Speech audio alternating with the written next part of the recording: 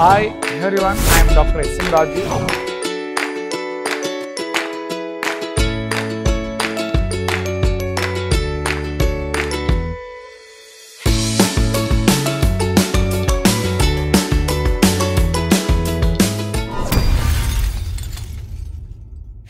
ಈಗ ನಾನು ಈ ಒಂದು ವೆಜಿಟೇಬಲ್ಸ್ ಆಗಲಿ ಸೊಪ್ಪಾಗಲಿ ಯಾವ ರೀತಿ ಲೀಚ್ ಮಾಡಬೇಕಂತ ಹೇಳ್ತೀನಿ.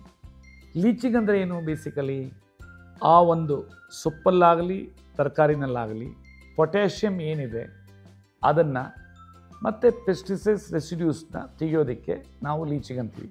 ಇದರಲ್ಲಿ ಎರಡು ಭಾಗ ಮಾಡ್ತೀನಿ, ಒಂದು ಸೊಪ್ಪಿನ ಭಾಗ, ಇನ್ನೊಂದು ತರಕಾರಿಗಳ ಭಾಗ.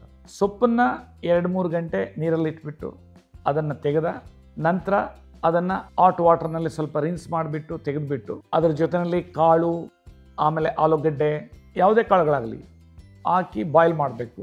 ಬಾಯ್ಲ್ ಆದಮೇಲೆ ಅದು ನೀರು ತೆಗಿಬೇಕು. ಆಮೇಲೆ ಮಸಾಲೆ ಹಾಕ್ಕೊಂಡು ಅದಕ್ಕೆ ಸಣ್ಣ ಒಗ್ಗರಣೆ ಕೊಡಬೇಕು. ಸೊ ಆ ರೀತಿ ಸೊಪ್ಪುಗಳನ್ನು ಲೀಚ್ ಮಾಡಬೇಕು. ಸೊಪ್ಪುಗಳನ್ನು ನಾನು ತುಂಬ ಒಂಥರ ಸ್ಟ್ರಾಂಗಾಗಿ ಹೇಳ್ತೀನಿ, ಈ ಸೊಪ್ಪನ್ನು ಯಾರೂ ಒಪ್ಪೋದಿಲ್ಲ. ನೆಫ್ರೋಡೈಟಿಷಿಯನ್ಸ್ ಆಗಲಿ ನೆಫ್ರೋಡಾಕ್ಟರ್ಸ್ ಆಗಲಿ ತೊಗೊಳ್ಬಾರ್ದು ಅಂತಾರೆ. ಆದರೆ ನಾನು ತಗೊಳ್ಳಿ ಅಂತ ಹೇಳ್ತೀನಿ ಅಥಾರಿಟೇಟಿವ್ಲಿ. ಯಾಕೆ ಅಂತಂದರೆ ಇದು ನಮ್ಮ ಅಪ್ಪನ ಮೇಲೆ ಎಕ್ಸ್ಪೆರಿಮೆಂಟ್ ಮಾಡಿ ಸಕ್ಸಸ್ ಆಗಿದ್ದೀನಿ. ಇವತ್ತು ಸಾವಿರಾರು ಜನ ತೊಗೊಳ್ತಾ ಇದ್ದಾರೆ, ಚೆನ್ನಾಗಿ ಆಗ್ತಾಯಿದ್ದಾರೆ. ಆದರೆ ಒಂದೇ ಒಂದು ಕಂಡೀಷನ್ ಅಂದರೆ, ಈಗ ನಾನು ಏನು ಹೇಳಿದ್ದೀನಿ ಲೀಚಿಂಗು ಆ ರೀತಿ ಬೇಯಿಸಿ ನೀರನ್ನು ತೆಗಿಬೇಕು. ಇನ್ನು ತರಕಾರಿಗಳು ಯಾವ ರೀತಿ ಲೀಚ್ ಮಾಡೋದು? ತರಕಾರಿಗಳನ್ನು 2 ರೂಪದಲ್ಲಿ ನಾವು ಕನ್ಸ್ಯೂಮ್ ಮಾಡ್ತೀವಿ. ಒಂದು ಜ್ಯೂಸಲ್ಲಿ, ಇನ್ನೊಂದು ಪಲ್ಯಗಳಲ್ಲಿ, ಸಾರಲ್ಲಿ. ಆದ್ದರಿಂದ ಅದರ ಚಿಪ್ಪೆ ತೆಗೆದೆ ಅದನ್ನು ನೀರಲ್ಲಿ ರಾತ್ರಿ ಮುಳುಗಿಸ್ಬೇಕು, ಬೆಳಗ್ಗೆ ಎತ್ತಬೇಕು. ನಂತರ ಅದನ್ನು ಬಾಯ್ಲ್ಡ್ ವಾಟರ್ನಲ್ಲಿ ಡಿಪ್ ಮಾಡಿ ಎತ್ಬಿಟ್ಟು ಬಟ್ಟೆನಲ್ಲಿ ಒರೆಸ್ಬಿಟ್ಟು ಫ್ರಿಜ್ಜಲ್ಲಿ ಇಟ್ಬಿಡ್ಬೇಕು. ಯಾವಾಗ ಬೇಕೋ ಜ್ಯೂಸ್ ಮಾಡೋದಕ್ಕೆ ಸ್ಕಿನ್ ಔಟ್ ಮಾಡ್ದ ಜ್ಯೂಸ್ ಮಾಡ್ದ.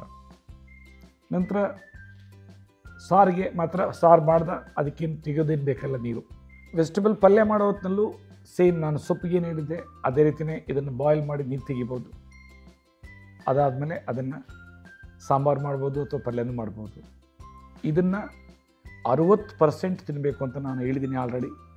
ಆದರೆ ಮೋಸ್ಟ್ ಇಂಪಾರ್ಟೆಂಟ್ ಏನಂದರೆ ನಾನು ಹೇಳಿದ ಪ್ರಕಾರ ಆ ಒಂದು ಲೀಚಿಂಗ್ ಪ್ರೋಸೆಸ್ ಮಾಡೋದು.